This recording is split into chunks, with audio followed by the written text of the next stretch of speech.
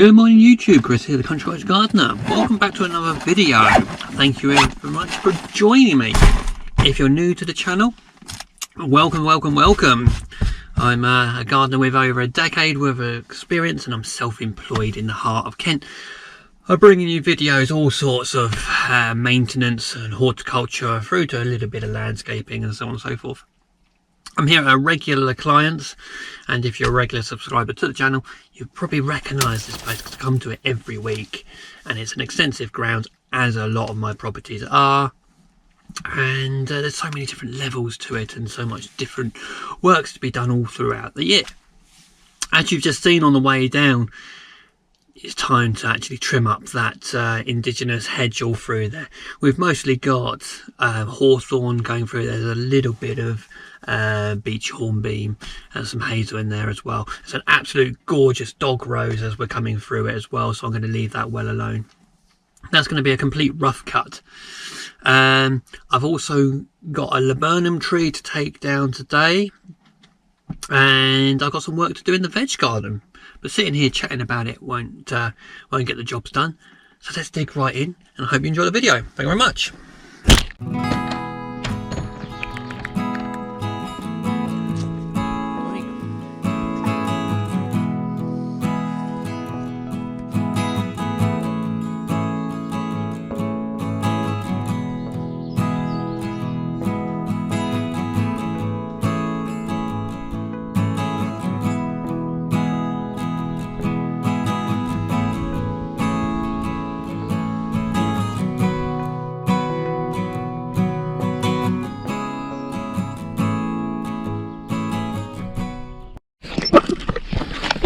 Right, so I'm going to be using my DHC 200 battery machine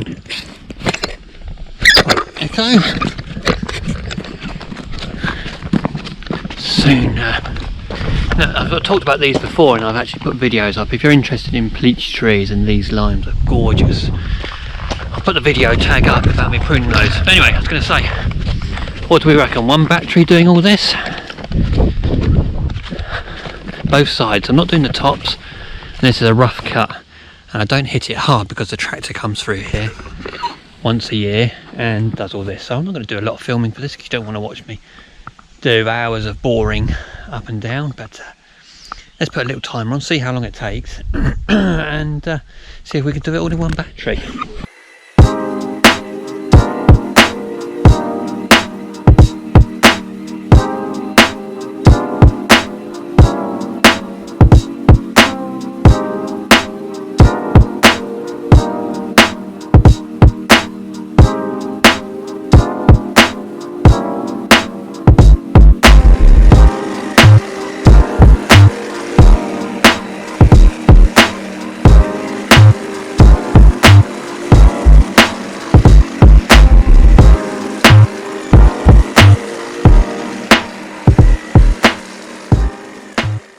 First year I've cut this in 10 with battery power, and I've timed myself quite a lot going through there and seeing how long it's taken. I actually did it I think it was the most boring hedge cutting video you'll ever watch, and that was of this one.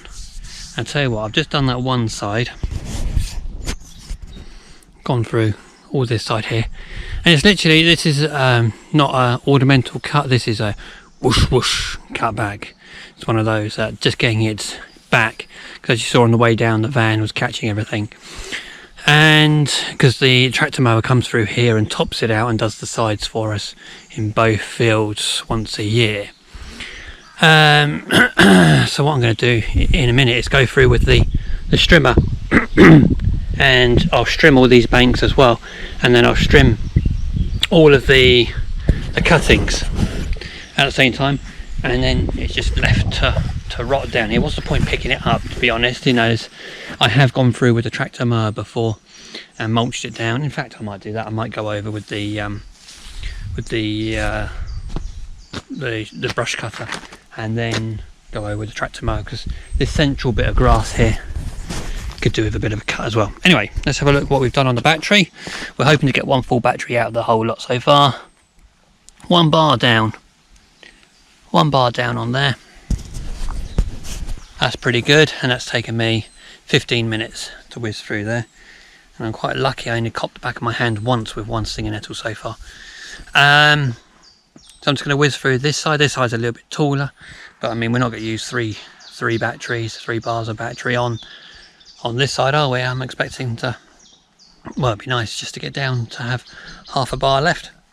Sorry, 1 bar, meaning 2 bars left.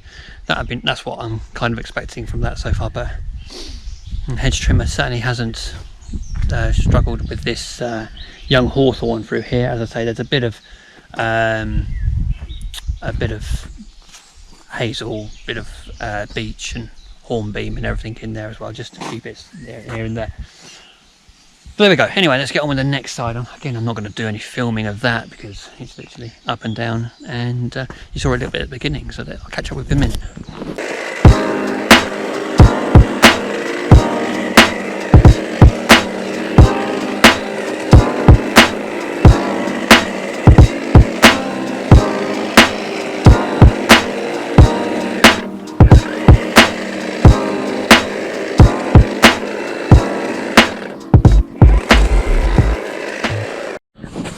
Right, and stop the clock. So it is now 9:30.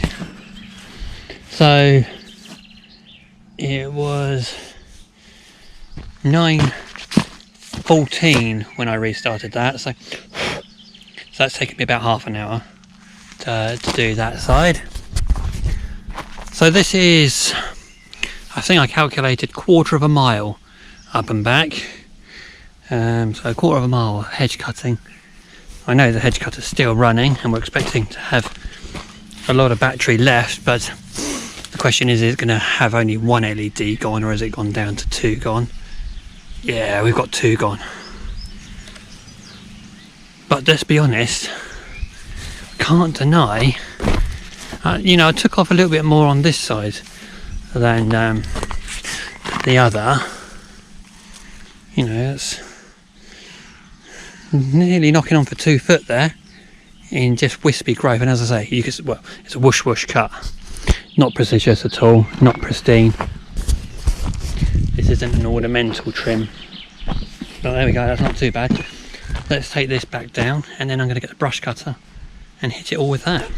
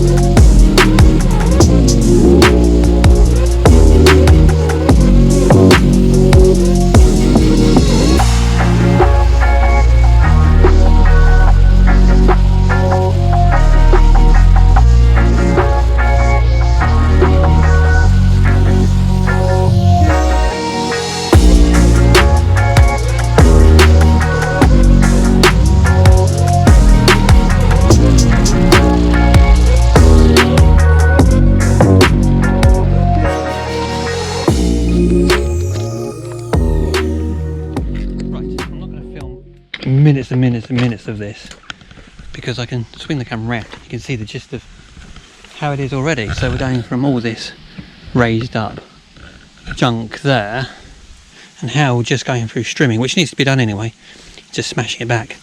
Time I've gone through with the blower, blown it back onto the verge here, and then give it a week with this heat, because we are due to be nearly 30 by the weekend, or are we Tuesday? So this will just be, you know, be dust by that point. Anyway, let's crack on. I want to get before that sun comes over. It's starting to creep over that side. Really, actually what I'm going to do is I'm going to hop over to this side because the sun's over there, and just crack through that. Hopefully by the time that I've got down this side, the sun would have moved over a little bit and I'll still be working in the shade. It's still early, but it's about 18 degrees I think now. I had to make an impromptu stop because I've run out of strimmer line. I suppose the good thing about this is I've done that one full side. I can now work my way up the other side, and then come back down the middle like I said I needed to.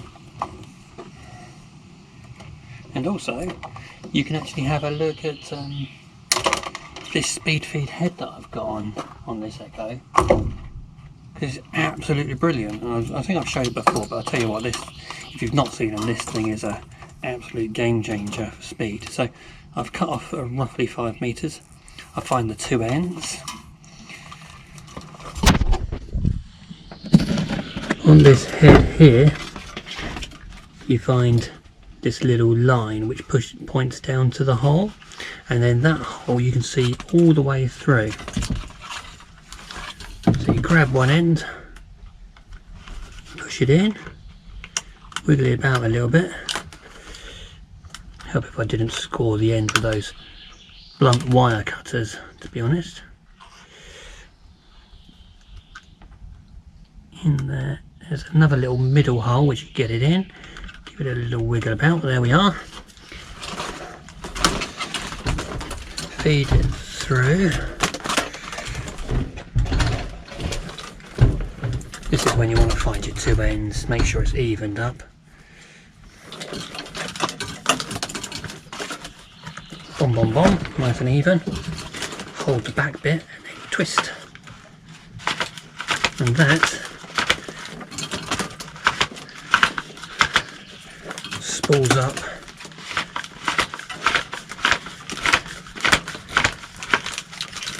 You do have to keep moving it out of the way a little bit like that. That's a small price to pay.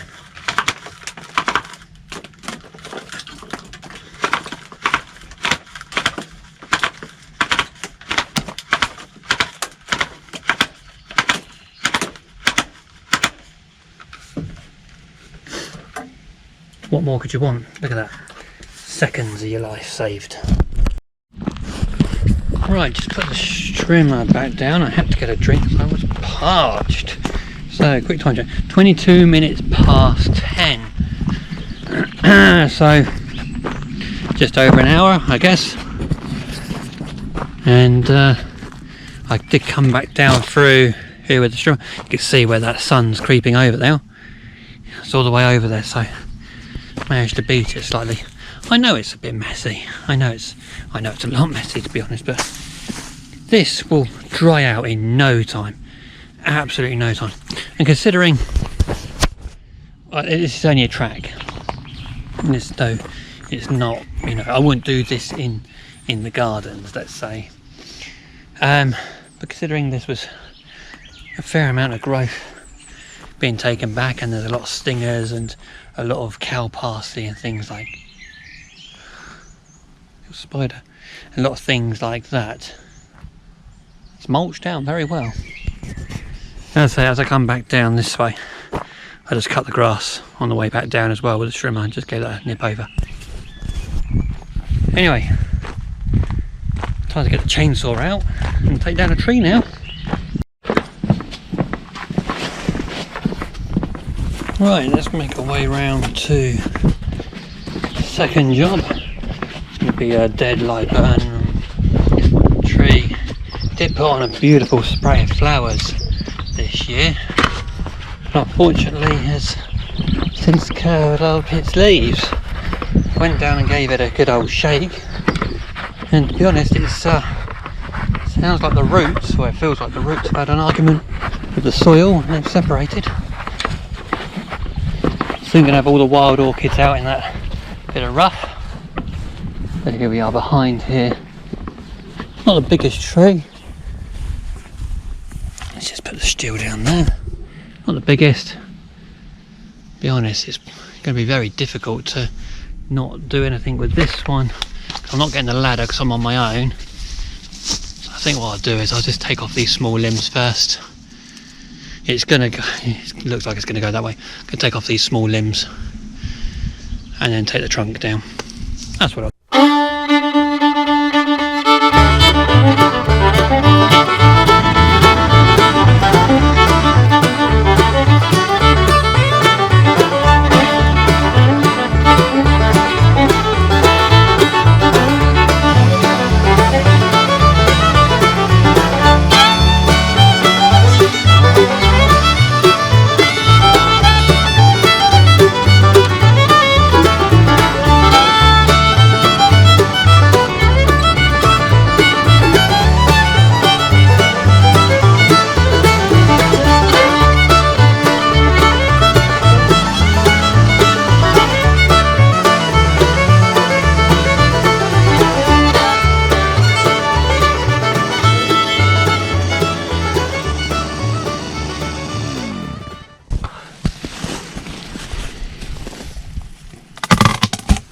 Simple. Nice little hinge, did cut through it a little bit on the back. It's a couple of logs at least. Mouthful of dust. And got far to go down to the bonfire as well.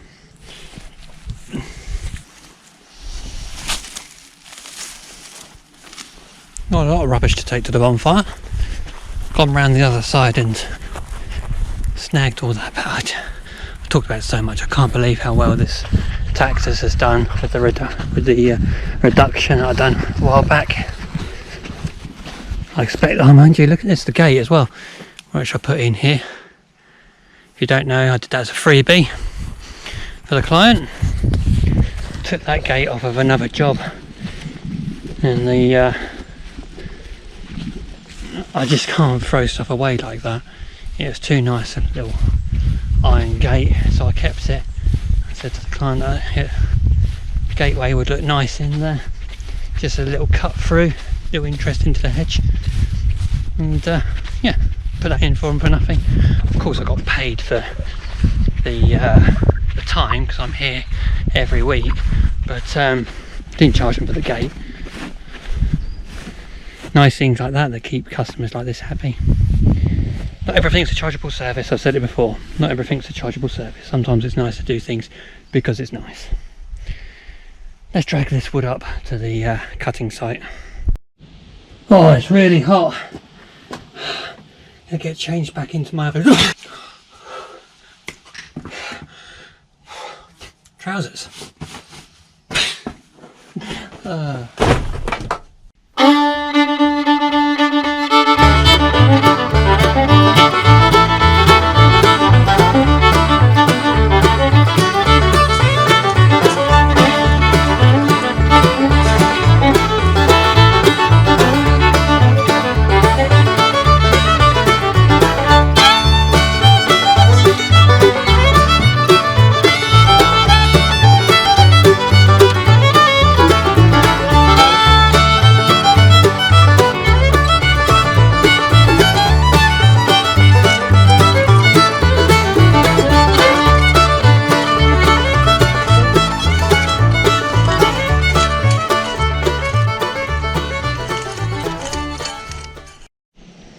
The abundance of fruit that's going to be on here. I'm not a huge Gooseberry fan, to be honest. Loads of sugar with it. Tell you what though, we'll have a look, see if there's any raspberry. These are doing well. These are doing very well. Let's see if there's anything I can take off here. Got a few little ones. Oh, that's not so little.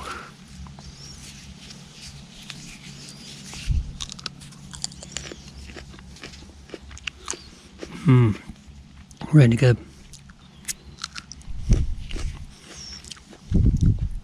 Absolutely gorgeous. There's a few I can take. A few little ones on there.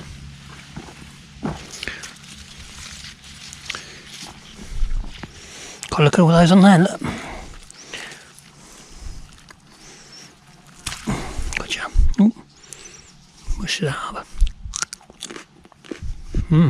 Lovely. Right. Right. Beautiful. Should probably lift the garlic. Spinach is gone to seed now. So it's the parsley really, but I think I'm going to cut that right back. I'm going to cut some sweet peas. Oh, gorgeous. Keep Mrs. Gardener happy. Also, if you don't pick things like the peas and the sweet peas and everything, then you're not going to get more crop come through. These poppies here, last year I took all the seed heads and scattered them around in my own garden, and I've got loads of poppies growing. I always like to leave them in here because it helps with the pollination. That's one of the reasons we have the sweet peas. Oh, look at that. What more could you want?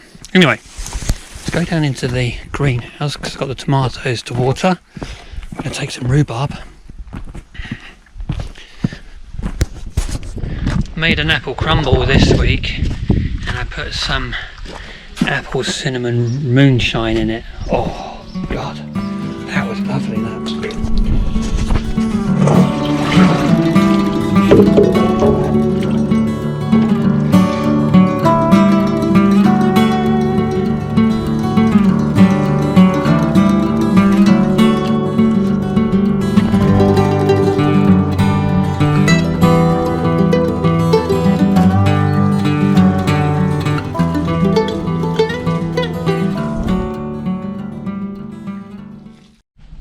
There's a Bascom hiding in here.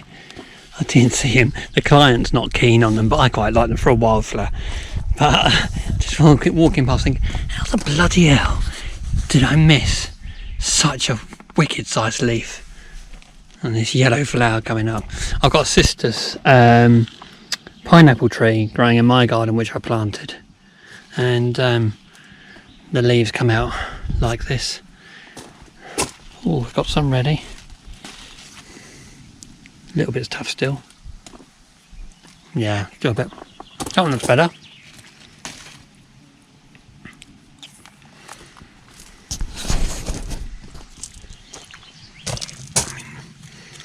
What? I'd say it's too much, I'm sure. But you name me another job in the world where you can be hedge cutting 1 minute, taking down a tree the next, and then having a snack in the veg garden after that. I mean, oh, that was perfect. Just can't beat it. Actually, what I'm going to do, I'm going to take a fistful of these, get some rhubarb, get some sweet peas. I'm making a spaghetti bolognese tonight for my wife. I love pasta, meaty spaghetti bolognese. Love it. Love, love, love. And I'm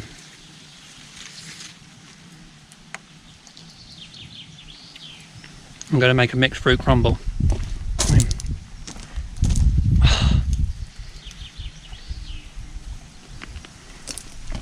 Can't whack it, guys. These big fancy gardens, you can't whack it.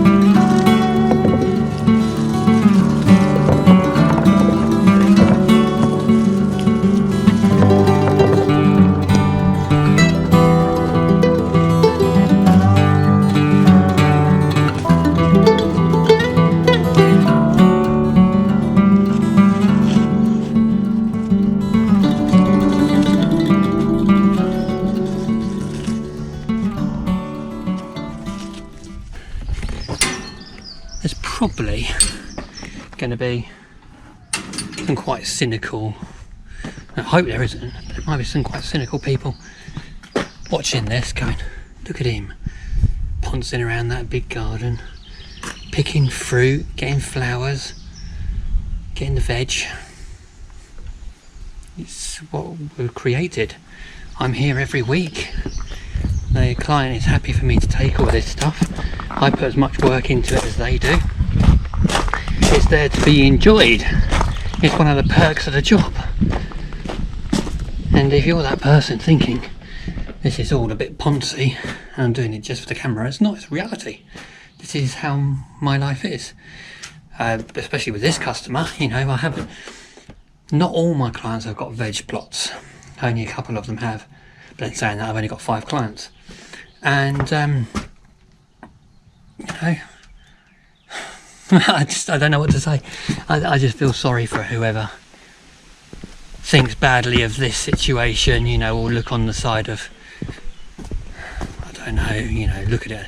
I guess it's green-eyed monster type thing. But this is how it is. This is my life. I put in the hard work. Like this morning, gonna cut all that back on a hard graft. Let's face it, in another way. Put this down into a nutshell. Let me just put you there so I'm not straining my arm. I come here every week throughout the year. If you were to get somebody in to cut that hedge and do that job, it would cost them more to do it as a one-off job. I know if I was pricing that as a one-off job, it would cost them more. I come in and I do all the hedging and all the hard jobs. Taking that tree down would have been cost more. The client has saved money by supporting me every week of the year, rain or shine if I choose to. And it's the same thing with this. I can take fruit and veg and everything from the joint effort. I've done a niceness by giving them a cast iron gate. It's not, you know, I don't feel obliged to do it, they don't feel obliged for me. It's an understanding. It's a nice thing to do. They're the clients you want. Quality over quantity, I say. I know everyone works different and I'm not preaching, but to me it just makes sense. Anyway, let's get these sweet peas.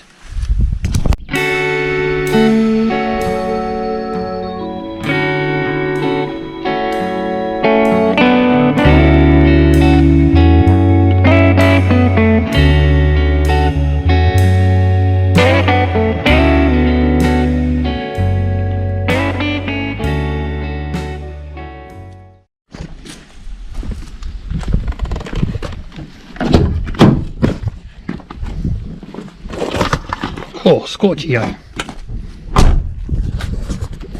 my little seedlings, I'm going to end the video there. I'm going to thank you very much for watching. Sorry about my little, I won't say rant, but my little bit of, I suppose it's on my part as well. Sometimes I have a habit of thinking little of the world, because I do get a great amount of support from a lot of my viewers, and I really do appreciate it. I honestly do.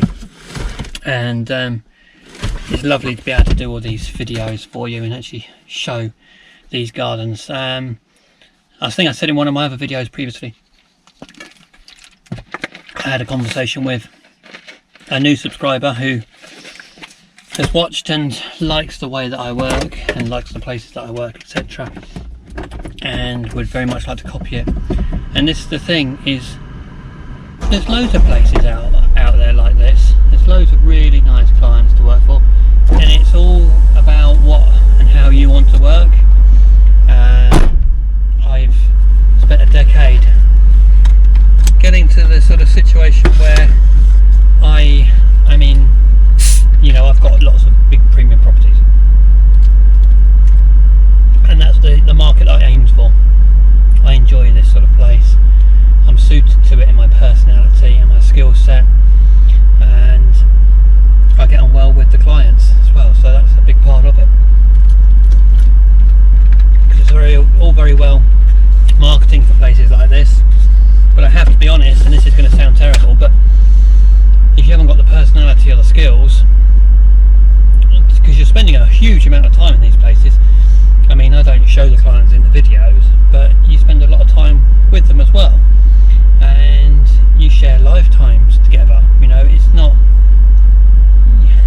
you're not just an in and out job, so it can't be treated that way. And if personalities clash, or they don't like you, let's put it that way, if you haven't got a personality which suits, or a skill, you know, because you can quite easily get out your depth within a garden if you don't know what you're doing like this. And gardens like this, of course the clients know gardens, they are gardeners themselves. A lot of them, a lot of the time, they have planted them up and they've grown them on themselves. So you can be out of your depth, and then you start blaming it on other things, of course, you know. And I've seen it, I've gone into gardens before and I've heard the stories from clients directly. And of course sometimes you have to take it with a pinch of salt, because the clients can blame the gardeners and say they were difficult to work for, or they didn't know what they were doing, etc., when it could be a case that the client themselves are difficult. But over time you get to you can tell what's true and what's not, etc.